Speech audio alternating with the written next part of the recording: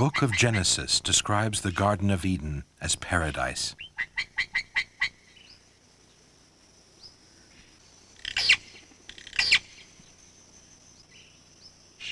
That was before the serpent tempted Eve to eat of the forbidden fruit.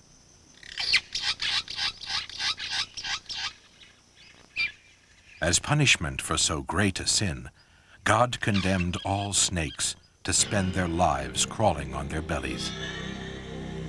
Far from being floundering, legless beasts, snakes have risen from the primeval mist as awesome killers. More subtle than any other animal, they can move and strike with lightning speed. They've become one of the most feared creatures on Earth.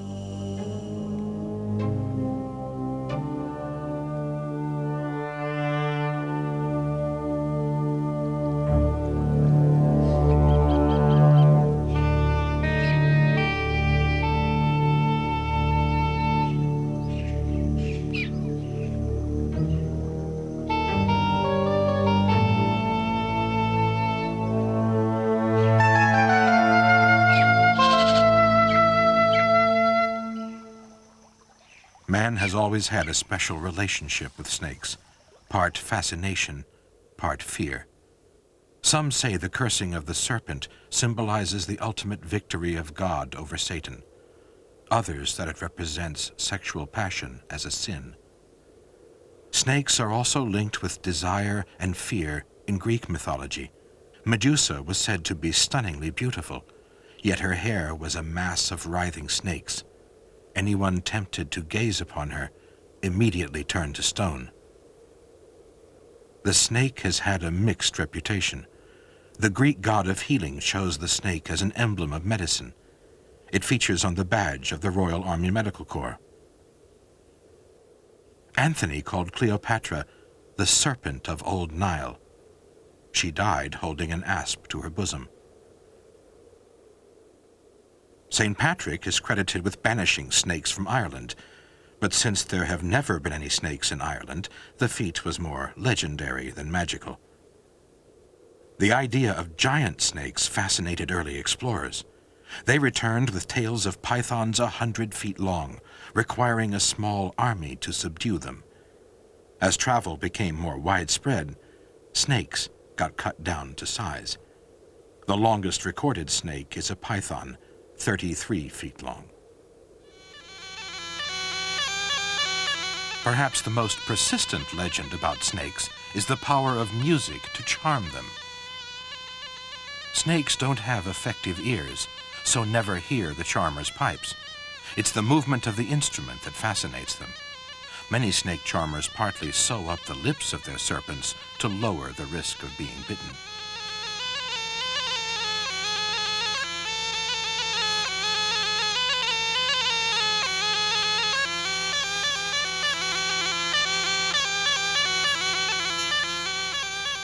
The true facts about snakes are as amazing as the myths and legends.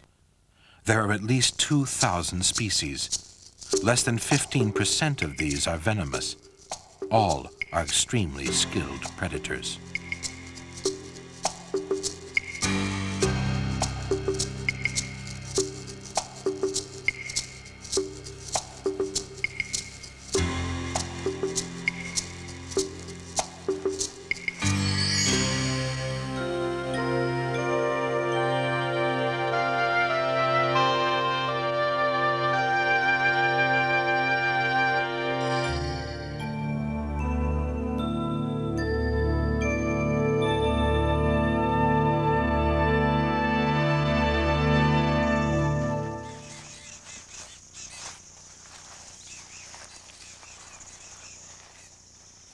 They evolved from lizards about 130 million years ago.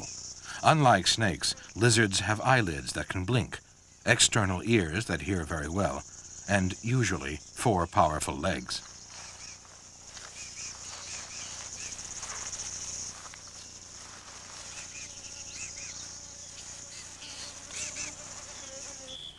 These lizards seem to be caught halfway in the evolutionary chain.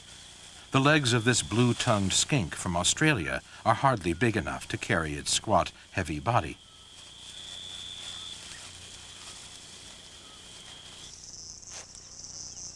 Skinks spend their lives tunneling through sandy soil and don't need strong limbs to support their weight. Snakes may have evolved from burrowing lizards, which over millions of years eventually lost their legs altogether.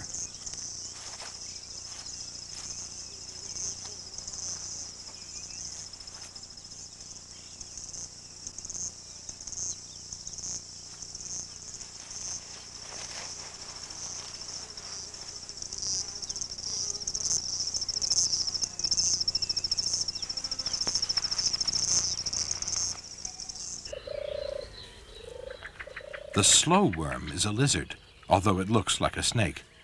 It doesn't have any external limbs, but inside its body, it still has the skeletal remnants of the legs it has lost.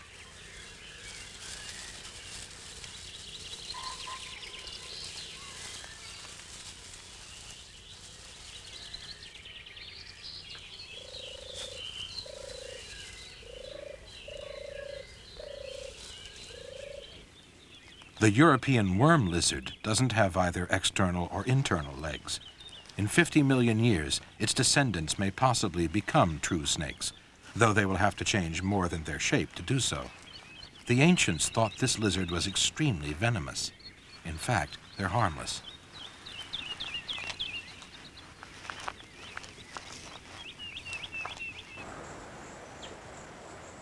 Some snakes still have traces of limbs. The large constrictors have the remains of hind legs, which look like claws.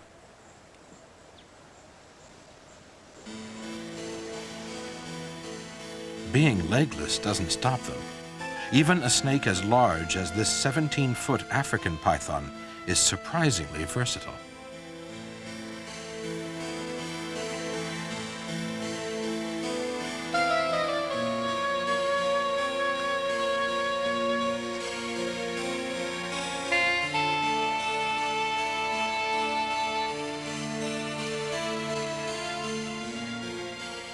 Snakes possess up to 400 ribs. They're moved by powerful muscles in sections. The remnant hind legs of pythons and boas are attached to the pelvic girdle.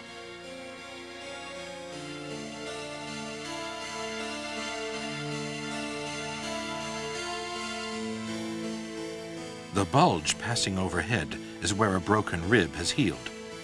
It is a combination of the ribs and muscles which make a snake so flexible.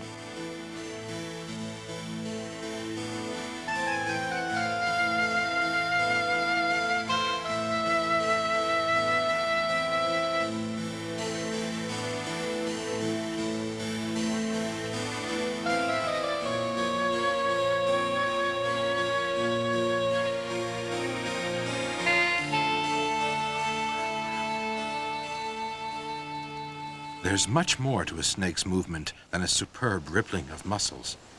The belly scales are enlarged and can overlap, giving the snake incredible traction.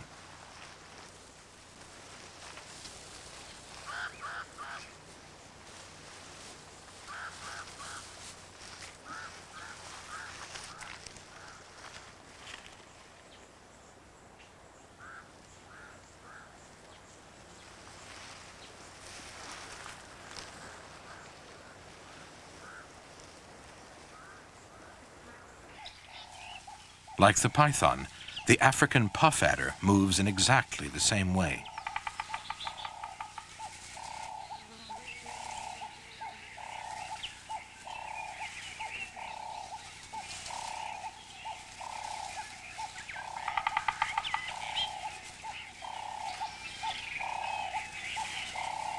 Snakes are superbly designed, but even they lose their grip in soft sand. To overcome this problem, vipers and rattlesnakes which live in deserts have evolved a method of moving called sidewinding. The horned rattlesnake, or sidewinder, only touches the ground with 2 points of its body at any one moment. The snake throws itself into a series of S-bends and skims over the sand. The world's fastest snakes are the black mamba and the hissing sand snake. The latter is also distinguished for the fact that it neither hisses nor lives in sandy places. It can reach speeds of up to 6 miles per hour, making it difficult to catch.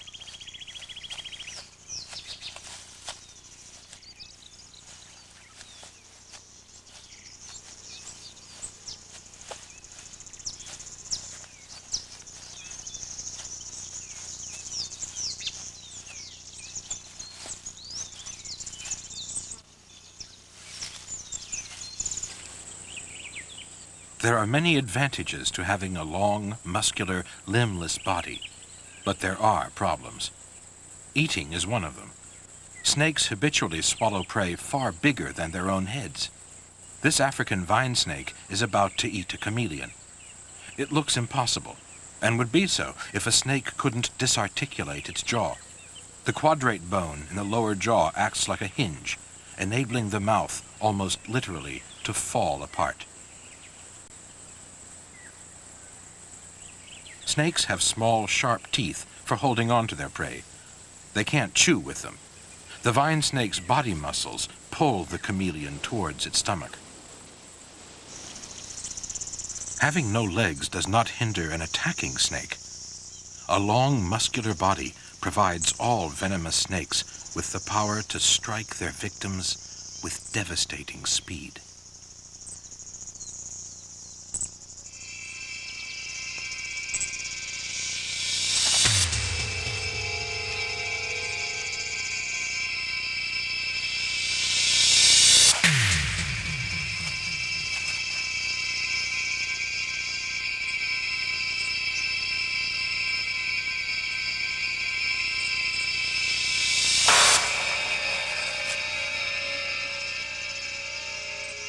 At normal speed, this puff-adder strike occupies 1 frame of film. It lasts 1/25th of a second. Many people think they can be bitten by the snake's forked tongue. It's harmless and is used to detect scents in the air, but by taste rather than smell.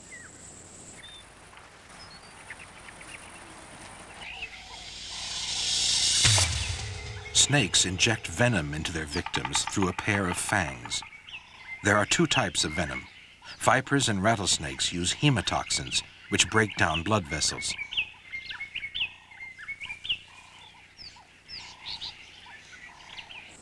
Other species, like this green mamba, inject neurotoxins, which paralyze the nervous system.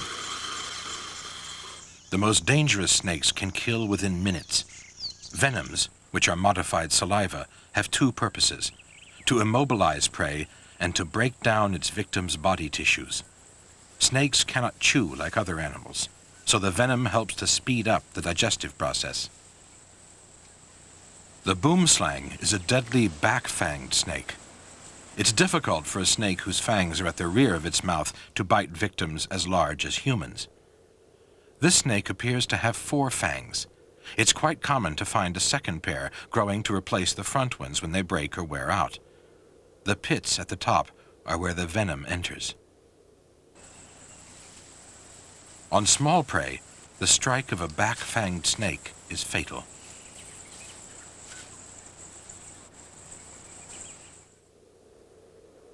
The fangs of vipers and rattlesnakes are positioned at the front of their mouths and fold back when not in use. The small teeth behind are simply for holding their prey. These fangs are hollow, and the venom is injected from the tip like a hypodermic needle. They are much longer than back fangs and easy to sink into the flesh of small prey or larger enemies.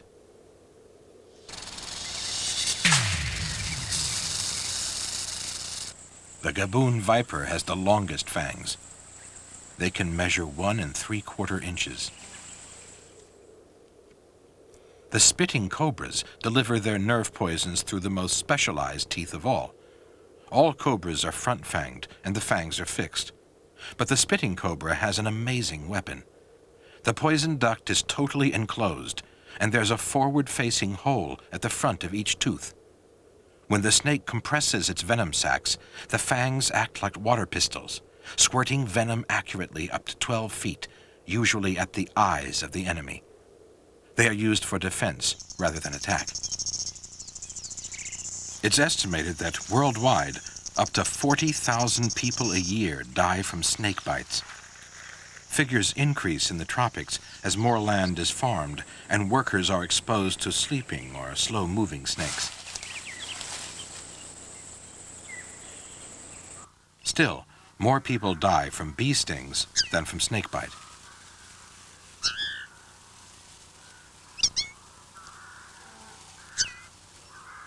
Non-poisonous snakes rely on their powerful muscular bodies to kill their prey. The constrictors literally squeeze the life out of their victims.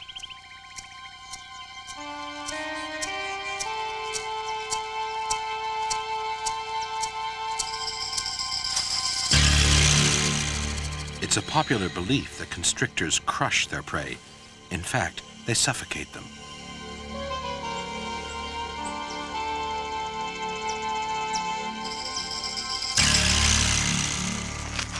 After disarticulating its jaw, the snake searches for the narrow front end of its victim in order to swallow it head first.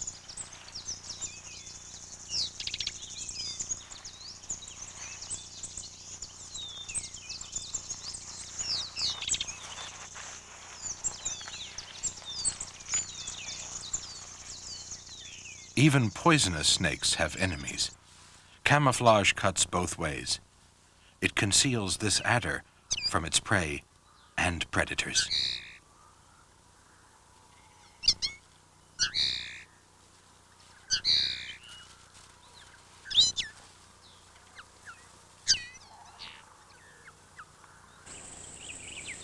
The puff adder's mottled coloring blends in perfectly with the dappled shade of the forest floor.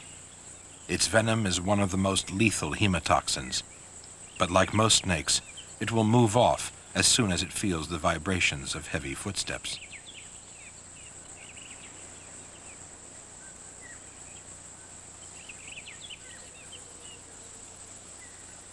The Gaboon viper is one of Africa's deadliest snakes and perfectly camouflaged.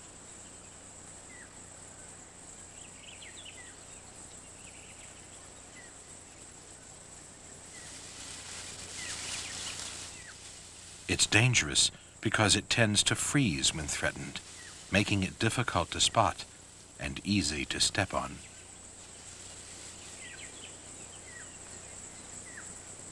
Arboreal snakes like the green mamba also rely on camouflage, mimicking the trees in which they live.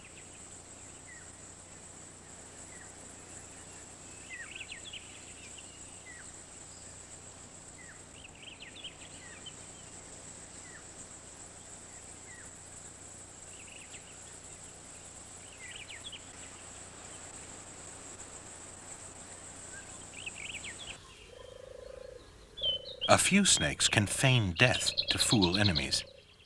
It's unusual for a grass snake to resort to this tactic. Its normal defense is to emit a foul-smelling fluid from glands near the tail. Only when the danger has passed does it move again. Some species warn off intruders in other ways.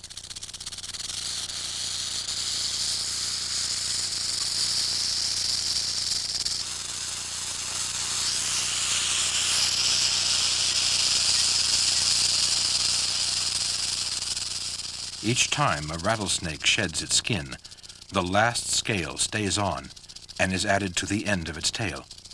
The scales fit loosely inside each other and rattle when vibrated. It's a warning to possible enemies. The rattler's aim is to stay out of trouble to avoid wasting venom it could better use killing prey.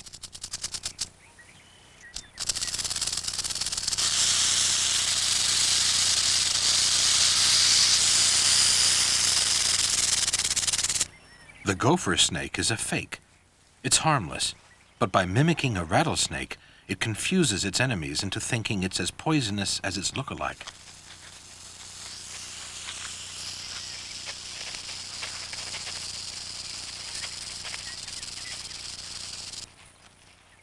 Bright colors are often a warning of danger, but not all banded snakes are venomous. Here's a life-saving rhyme. Red next to yellow, kill a fellow. Red next to black, venom lack. The coral snake is deadly. The scarlet king snake has red bands following black and is completely harmless. The snake's enemies cannot distinguish such subtle color differences, and by copying its deadly relatives, it is less likely to get eaten.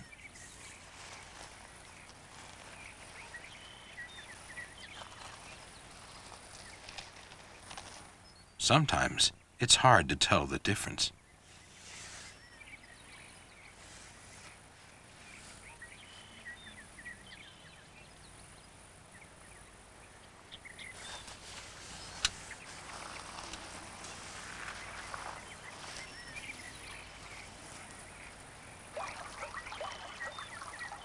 The Californian king snake lacks the red bands altogether, but its striped pattern still confuses its enemies.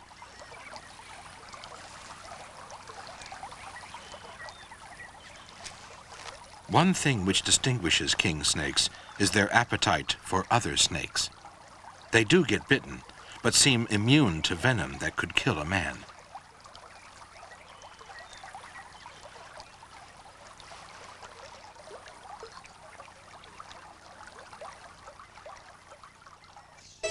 The spitting cobra has 3 defense mechanisms. Enlarging its neck by expanding its so-called hood makes it look bigger and more threatening. It can bite and inject venom into an attacker, but it also spits the fluid at the eyes of an enemy.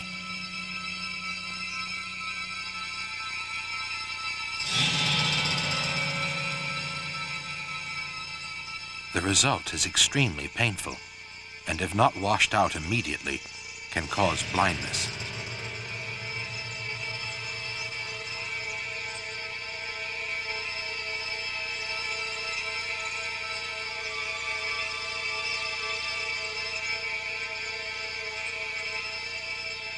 Snakes are lithe, agile, and can move with astonishing speed.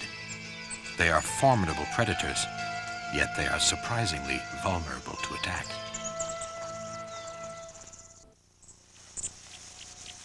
Some species, like the African file snake, specialize in catching and eating their own kind.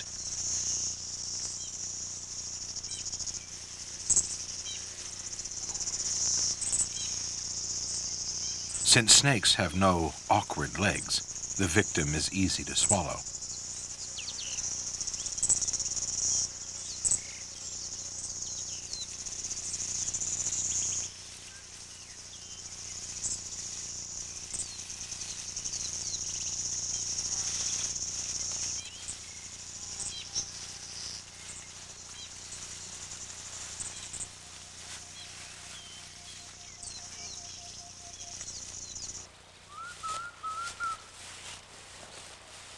They have enemies among their close relatives, the lizards.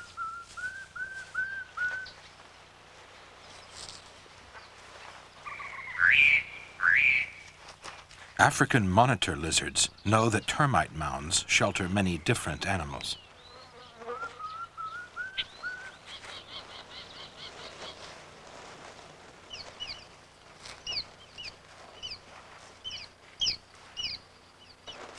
The pygmy mongooses who live inside the mounds are usually too quick for a monitor, but a spitting cobra is slower than the lizard and is fair game.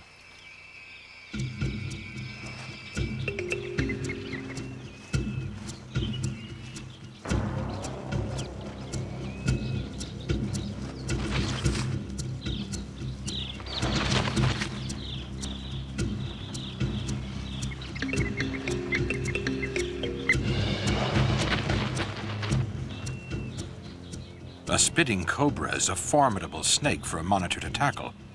The lizard is not intimidated by the raised hood, and it has special eyelids to protect its eyes should the snake spit.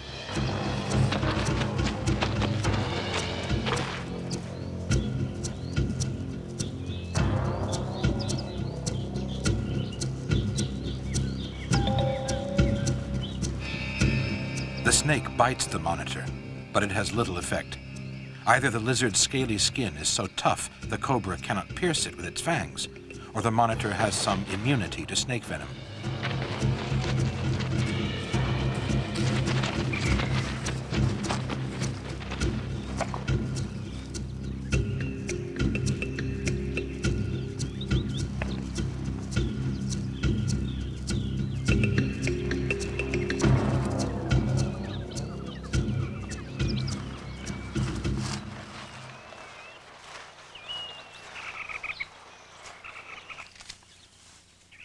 Several birds of prey are specialist snake hunters. The African secretary bird kills snakes by stamping on them with its powerful feet.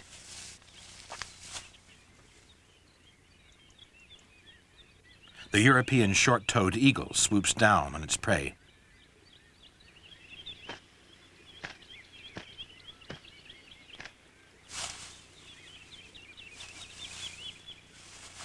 It must grab the snake's head if it's to avoid being bitten during the struggle.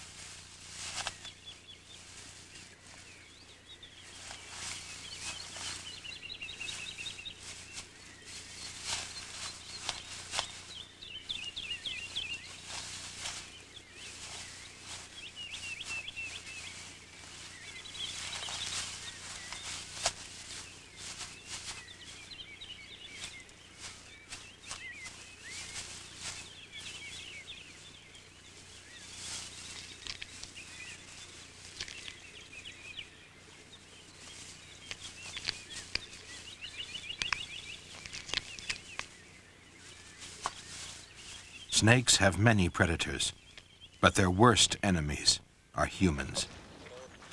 Snakes do claim lives, but the risks from snake bites have been blown out of all proportion. Fear has led people to persecute them beyond reasonable bounds of self-protection. Rattlesnake roundups started as small local affairs in the West to reduce the number of rattlers around schools and houses. Roundups are now popular and highly commercial events. It's not unknown for 13,000 rattlesnakes to be brought in from one district alone. Many have been caught, not just in the two-day roundup, but all through the year, and saved for this appalling circus.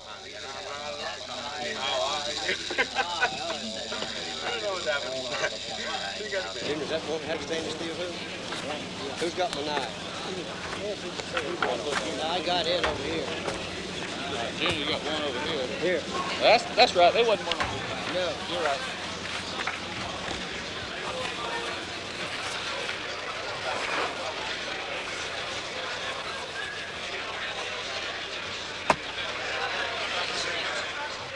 During the show, they're beheaded to provide meat, skins, and a sort of macabre entertainment.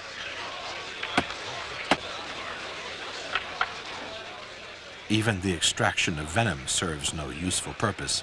It's done purely to entertain the crowds. Afterwards, the skins will be turned into souvenirs. It is always the dangerous side of the snake's life that is emphasized. Snakes actually spend less time killing than most other predators because their victims are comparatively large and take a long time to digest. Snakes are cold-blooded. They take on the temperature of their surroundings. These prairie rattlers are soaking up the last of the autumn sun before going into hibernation for winter.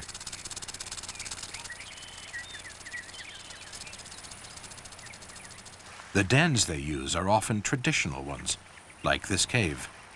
Rattlesnakes from miles around migrate to these places before winter sets in.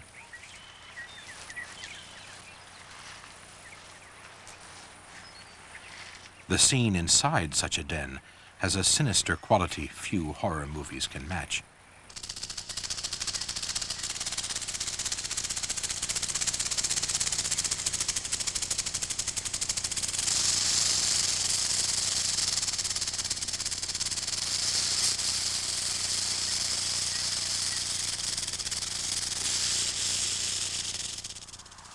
The returning warmth of spring reverses the process.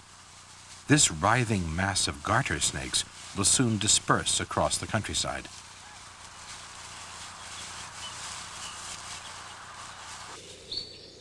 One of the first things a snake does on emerging from hibernation is to shed its skin. A sign that this is about to happen is the time when the eye covering goes opaque. A snake sheds several times a year, either to accommodate its growing body or because the old skin is wearing out. The first split occurs on the upper lip. Then the transparent eye covering, which is a modified scale, comes away.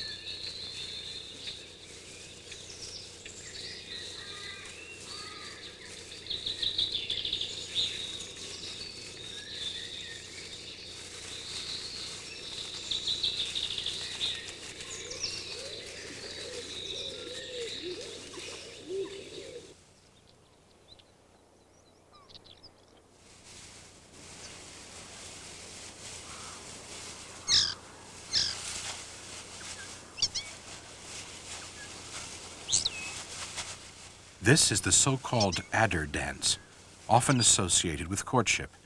It's not a dance, but a ritualized combat between two males competing over a female.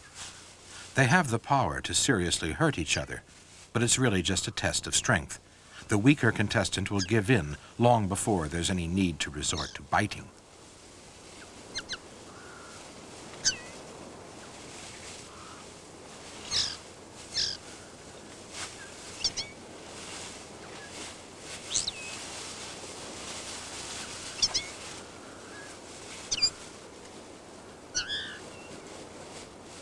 The winner has established his right to mate with the female.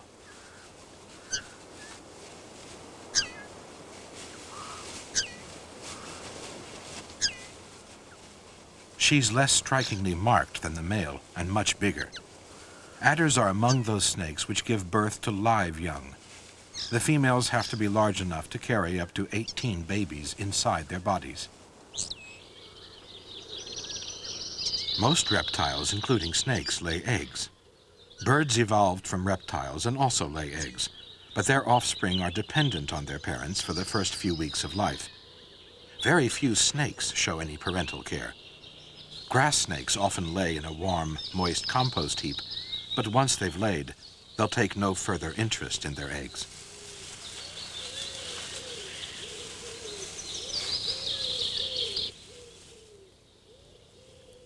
Snakes sometimes lay eggs with a well-developed embryo inside. There's never an embryo inside a newly laid bird's egg.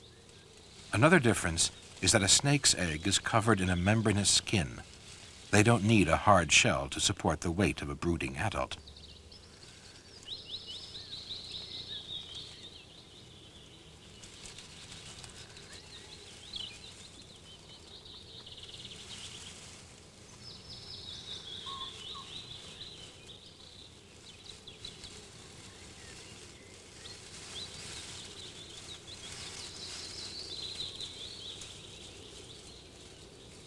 Female snakes don't look after their offspring.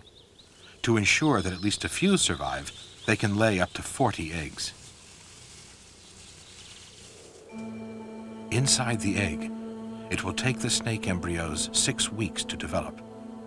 5 days after laying, the coils of the baby snake's body are clearly visible.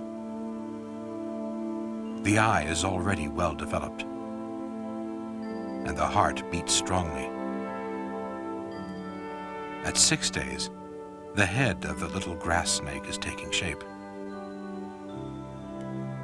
There's another very big difference between a snake's and a bird's egg. A chick is attached to its yolk and develops outside it. The snake grows inside the yolk. This is the head 2 weeks after the egg was laid.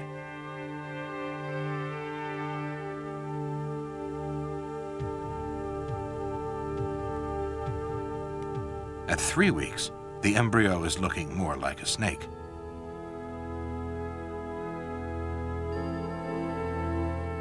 In 2 more weeks, the body, glimpsed through the opening in the yolk, has acquired scales. Both bird and snake embryos have an egg tooth, which they use to tear their way out of the shell.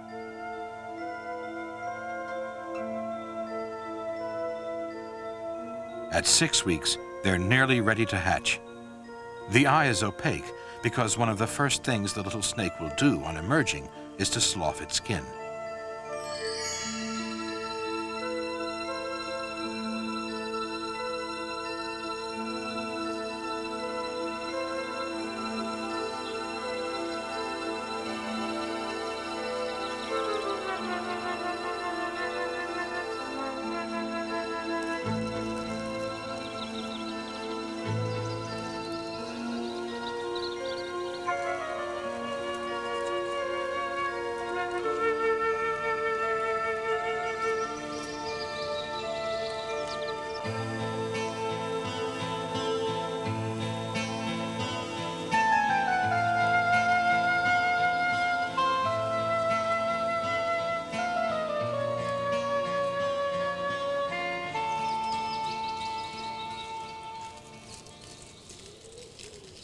It's August when the tiny grass snakes emerge.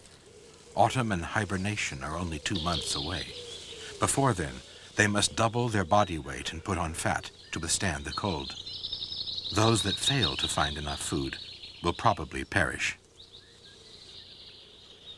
Protected under this rocky overhang, a prairie rattlesnake has just given birth.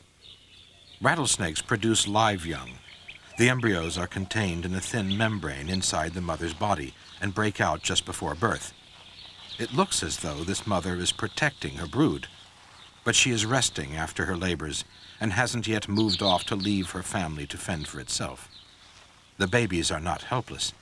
Like all poisonous snakes, they are equipped with deadly venom from birth. Snakes are ingenious predators. Weaver birds build hanging nests with small tunnel-like entrances to baffle enemies. They foil most raiders, but not the African boomslang. The small head and slim body penetrate the most cunningly contrived entrance.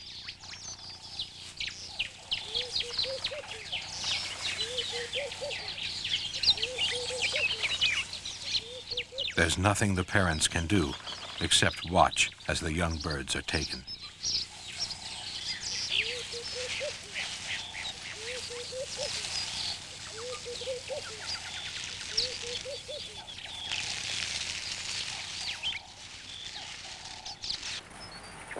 A pair of thrashers nesting in a cholla cactus in Arizona have more success against a red racer.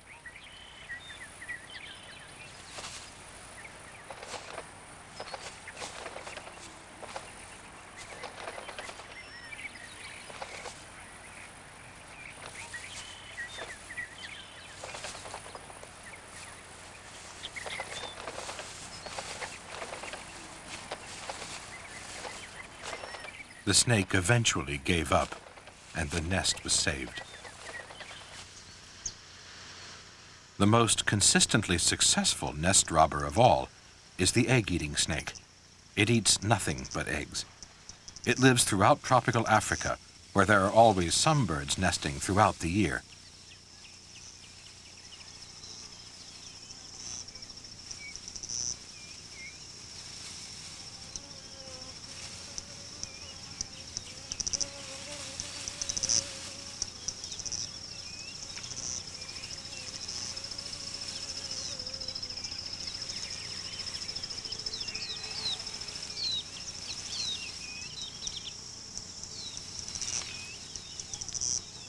Once it has swallowed an egg many times the size of its own head, the egg-eater moves it by muscular contractions until the shell comes in contact with several sharp, bony spikes. These are elongations of its vertebrae.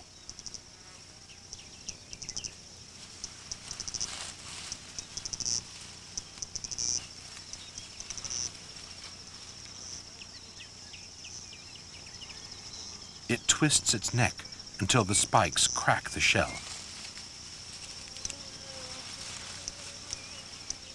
The contents of the egg slip down into the snake's stomach.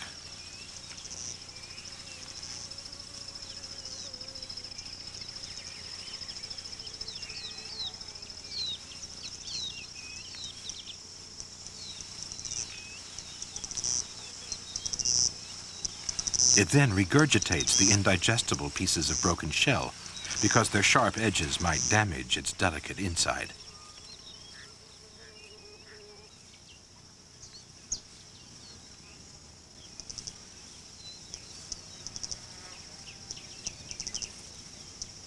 A valve ensures that the contents of the egg aren't brought back up with the shell.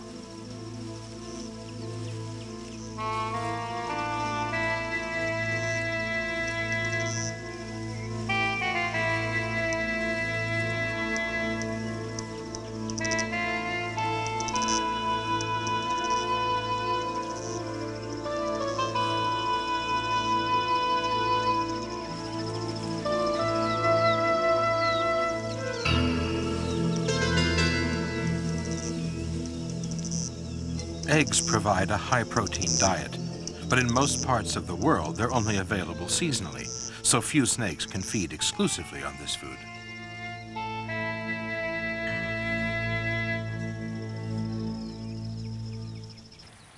Pit vipers and rattlesnakes have developed a very specialized method of finding prey. Between their nostrils and eyes are deep pits. These are infrared heat sensors. They're so sensitive, they can detect differences of a fraction of a degree. They can pick up the body heat of a mouse at several yards in total darkness, and they can tell when it has disappeared down a hole. We can only give an impression of the message those heat detectors receive by following the mouse with a thermal imaging camera. The heat pits detect a potential target. The forked tongue helps to confirm direction and range by sense of taste. The camera breaks the image down into colors. The hottest parts are yellow, the next hottest red, pink, and so on to the cooler blues and greens. The snake wouldn't see it like this, but its receptors are so acute, they would certainly detect the different degrees of body heat in the mouse.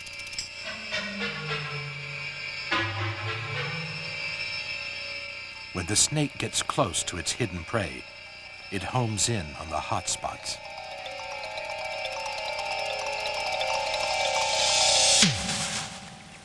The mouse bounds off, but it's been bitten, and the venom will ensure that it doesn't get far.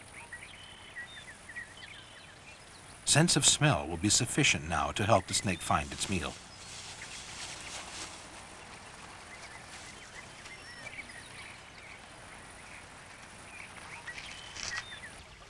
It isn't often realized how at ease practically all snakes are in water. The common grass snake is well adapted to aquatic hunting.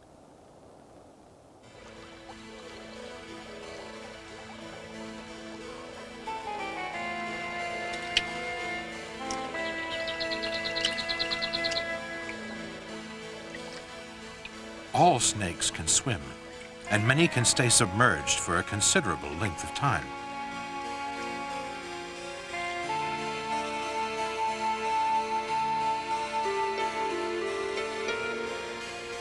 Grass snakes hunt small fish and frogs.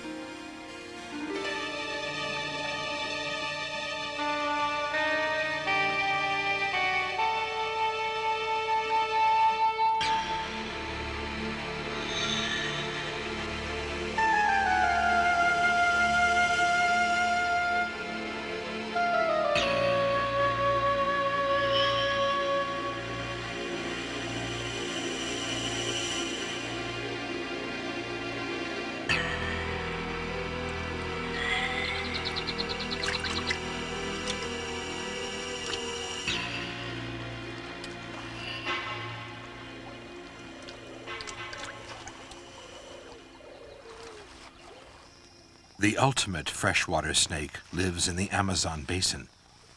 There, one explorer claimed to have seen an anaconda 60 feet long. This anaconda is a mere 12 feet in length. It's the body width that's so intimidating.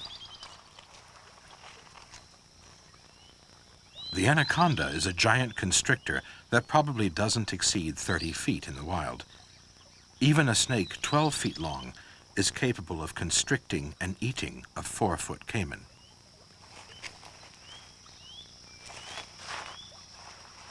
An anaconda usually attacks in the water or at the water's edge.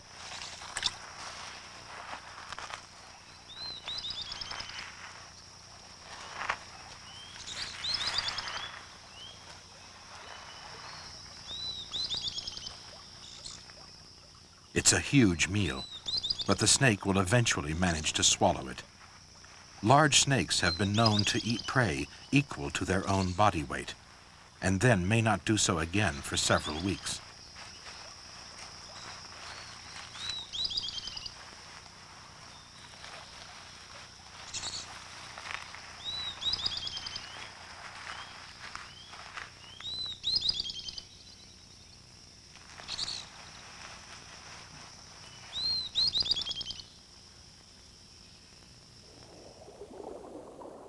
Snakes have exploited most of the world's tropical and temperate habitats, including the warm seas.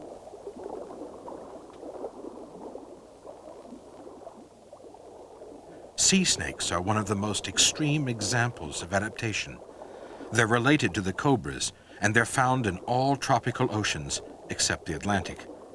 Their venom is one of the most lethal of all. They've adapted their body shape entirely to the marine environment. They've developed small heads for exploring rock and coral crevices for small eels and reef fish. Their tails have become flattened to act like a paddle when swimming. Some species can breathe through their skin, allowing them to stay underwater longer. Sea snakes can stay submerged for an hour. Their nostrils are closed by watertight valves. Eventually, they have to come to the surface for air. Some sea snakes, and there are over 50 species, rarely if ever go ashore. They mate and bear up to half a dozen live young in the ocean, so they are completely safe from land predators. Courtship and mating rituals are very similar to those of terrestrial snakes. A male swims in consort with a female until she's ready to mate.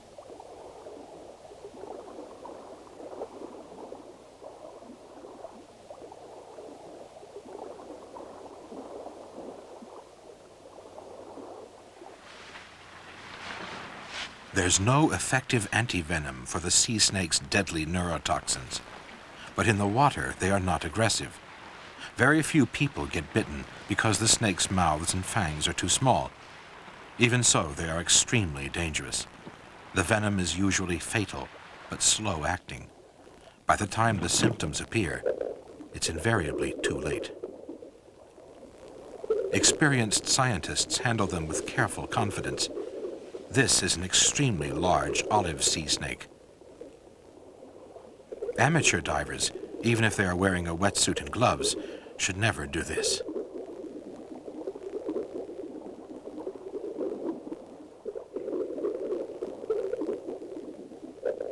Although these lethal snakes are exceptionally docile and have never been known to attack a diver, people sometimes get bitten by mistake. The snakes will approach divers out of curiosity.